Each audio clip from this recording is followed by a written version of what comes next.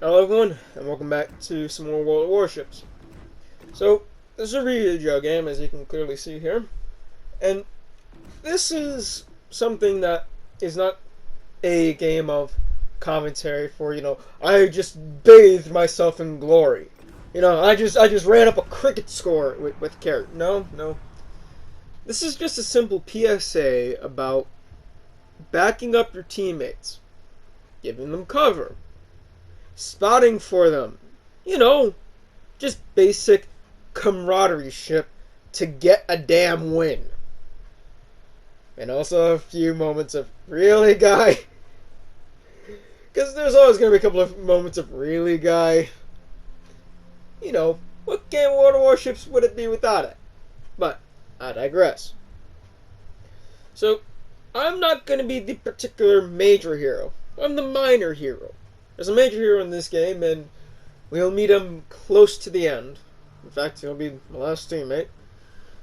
So, we'll figure it out. You'll see the team list and place your bets early on who you think it might be. So, I just want to mention something right off the bat. Normally, if you're willing to give me the support I need, i.e., if there's a destroyer charging me, you're willing to turn around, and even if it's just your guns and you slow down, even if you turn your guns and just fire at the destroyer trying to hit him, and if you do succeed or not, that's besides the point. It's a destroyer. But if you give me destroyer cover, or protection from destroyer cover, I'll help you out as much as I can. And generally I do that anyways, as much as I can as well. So, that's all I'm going to say about that for the moment. This is some of the earliest. Oh, you gotta be kidding me! Come on, really? Watch the Vesser's torpedo planes here. I tip my hand right about now. Watch what he does. They come into existence right about now. I'm already on my course away. He sees him over there. He flies in that direction. And there it is. Dude, you can't even say that you didn't see them. They were there before you ever turned that. Really, Vesser? Really? You lost half of your squadron to that. Really? And if you think I'm gonna return the favor, no. I'm not that dumb. I wasn't born yesterday. Apparently you were, but I'll at least give him this. He does have the principle of don't stay in one place covered. I'm not listening to that because honestly, I want to make sure that A is clear because I want him to come to A. And after I've confirmed it, well, Furry Taco, come over here and capture A. On that note, Vesser's back. Now watch this. We've got the cruiser over there, who's launched his biplane to try to fight me. I'm double checking to make sure that Vesser hasn't done that with his dive bombers. No, he didn't. By the way, full props to the Bayern to try to not take this on the chin. It's a little bit in vain, but you know what? He tried. Hey, listen, I got lucky on my dispersion. That's all I can say. In all honesty, if the right-hand torpedo was a little bit wider, he would have only taken one. Now, I could have dropped it here to get possibly one-on-one, but I'd rather guarantee the 2 hits on the lower health guy. You know, try to kill the lower health guy.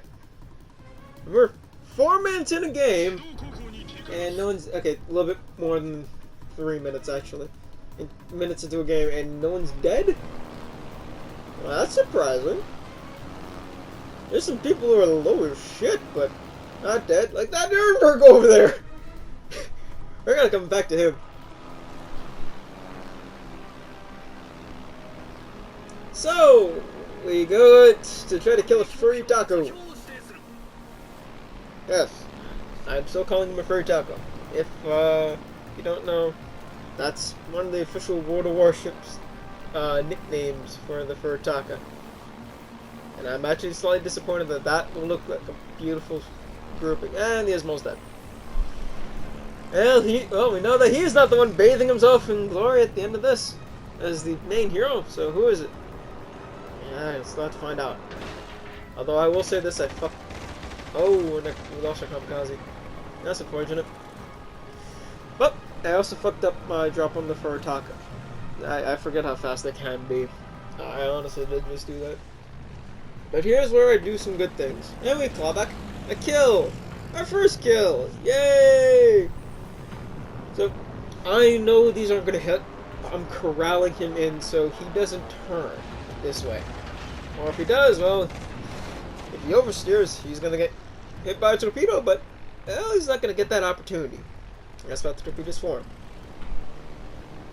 Now, this is where I decide, do I try to go after California? No, Devonshire. It's a lot safer. I decided a little bit too late.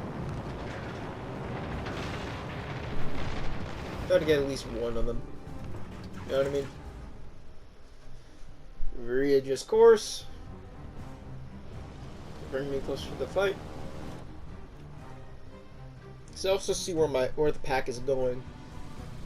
I was thinking, oh, we're down 3-2. We clawed back. We're 2-2 and then lost one. It's unfortunate. Yeah, this is the middling sort. So you've got a full health London, fairly full health California, half health Nuremberg. Things could be better, things could be worse.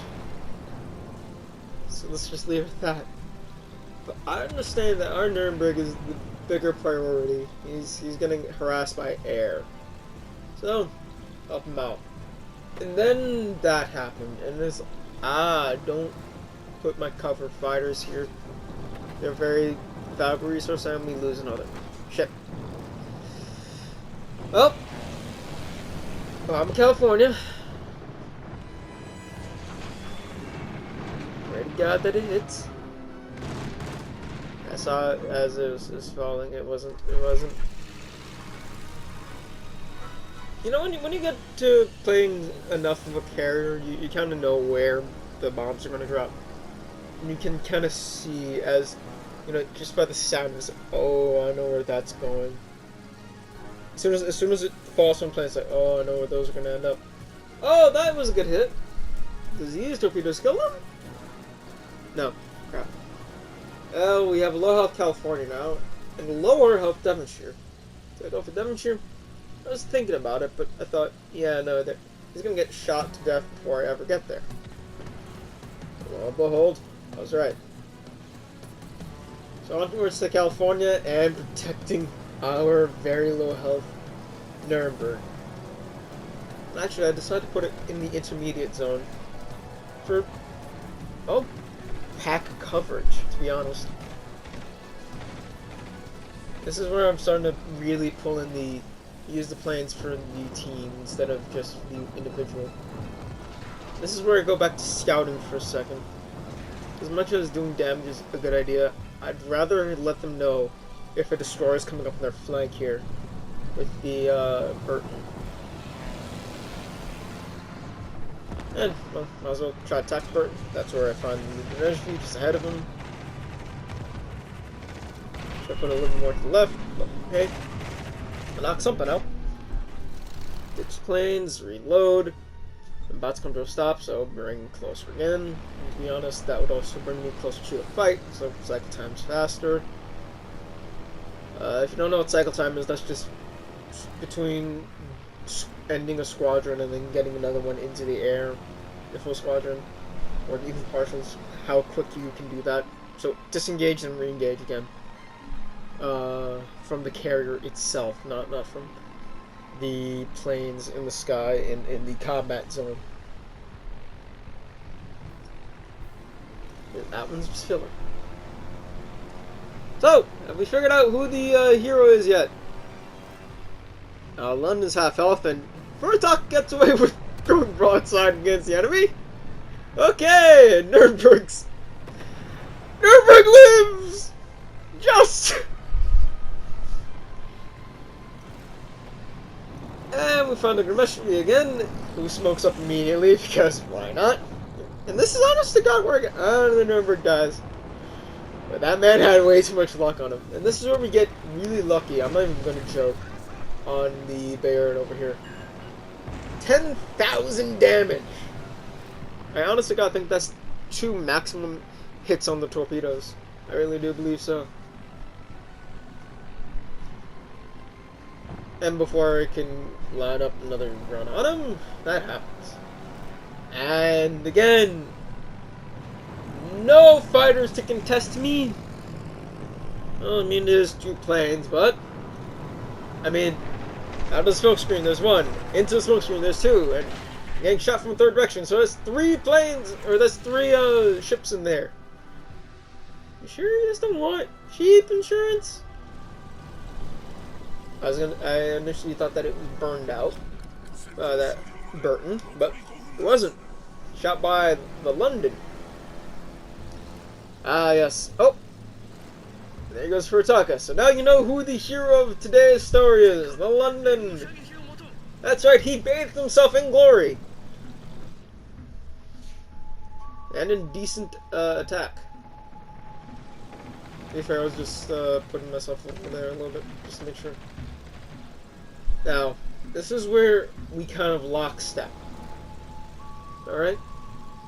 I spot, he fires. And, I mean, I'll try to make his job a little bit easier by, well, doing some damage. Praying to God I do a lot of damage, but some damage at least. To any targets I can quickly find. Say the Sova, for instance. That was disappointing. I honestly thought I was going to get 2 hits. It was disappointing. So, try to go again, we lose that. He gets a fantastic hit on the oboe. I switch to torpedo planes, and I realize he's sitting in the smoke screen. There's still a destroyer in play. He might get fucked over, and that's the moment I realized, oh, he might get screwed here. Completely and utterly screwed. So we know that the oboe's on the other side of an island, and it's going to take him a little bit to get to him. And he knows smoke screens are torpedo magnets, so don't sit in one. Also, it's shortly going to expire. So, yeah, probably a good idea to get out of there. Then I find him. I found the Grimeshri. Why? Because he left his anti-aircraft guns on. And you may say, wait, those weren't going to hit. And even if they did, they were going to be in the arming phase. And they were going to be duds. Why'd you do that? Because I knew if I let it ride out, I wouldn't have enough time to do this. I might be lucky and get 1 hit here. I need this London alive to keep myself in the game. Okay?